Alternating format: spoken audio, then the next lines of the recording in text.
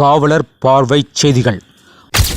சென்னை கீழ்ப்பாக்கம் மனநல காப்பகம் மற்றும் இஎஸ்ஐ மருத்துவமனை இடையே வாட்டர் டேங்க் போகும் வழியில் மற்றும் ஐனாவரம் கீழ்ப்பாக்கம் சந்திக்கும் ஜங்ஷனில் மிகுந்த போக்குவரத்து நெரிசல் காரணமாக பள்ளிக்கு செல்பவர்கள் மற்றும் பணிக்கு செல்பவர்களுக்கு இடையே மிகவும் போக்குவரத்து நெரிசல் இருப்பதை செய்தி வெளியிட்டு காவலர் பார்வை செய்தியாளர் மூலமாக மண்டலம் 8 அதிகாரிகளை கவனத்திற்கு கொண்டு சென்று அங்கு போக்குவரத்துக்கு இடைஞ்சலாக இருந்த பிரியாணி கடையை அகற்றி வாழ்வாதாரம் பாதிக்கப்படக்கூடாது என்பதற்காக மாற்று இடத்தை ஒதுக்கீடு செய்து போக்குவரத்து இடைஞ்சில்லாமல் ஏற்பாடு செய்த அனைத்து அதிகாரிகளுக்கும் மற்றும் காவலர் பார்வை செய்தியாளர் மற்றும் சரத்குமார் அவர்களின் மக்கள் நலன் சார்ந்த பணிக்கு ஒத்துழைப்பு தந்த அனைத்து அதிகாரிகளுக்கும் நன்றி கலந்த வணக்கத்தை தெரிவித்துக் கொள்கிறோம். வணக்கம். இப்போ நம்ம இருக்கிற பகுதியில் எங்கிருக்கும் பார்த்தீங்கன்னாக்கா ஐனாவரம் இஎஸ்ஐ மருத்துவமனையும் கீழ்ப்பாக்கம் மருத்துவமனையும் இடையில் உள்ள வாட்டர் டேங்கில் செல்லக்கூடிய வழியில் தான் நம்ம இருக்கிறோம்.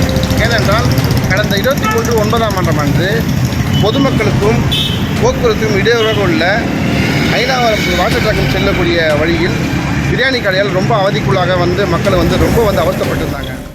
ஏனென்றால் இங்கே இந்த பிரியாணி கடை ரொம்ப திரும்பும் முனையில் இருக்கப்பட்ட சூழ்நிலையில் நமது காவலர் பார்வை பத்திரிகையின் சார்பாக மண்டலம் 8 அதிகாரிகளை சந்தித்து பொதுமக்களுக்கு இடையூறாக இருந்த பிரியாணி கடையை அகற்றக்கூடி நம்ம புகார் அளித்துள்ளோம். புகார் அளித்ததன் பெயரில் அதிகாரிகள் இங்கே சென்று இங்கே இருக்கக்கூடிய பிரியாணி கடையை அகற்றி எதிரில் வைக்கப்பட்டுள்ளார்.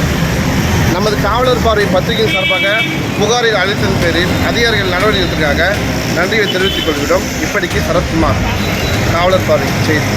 நன்றி, வணக்கம். இத்துடன் இந்த செய்தி அறிக்கை நிறைவு பெறுகிறது. நன்றி, வணக்கம்.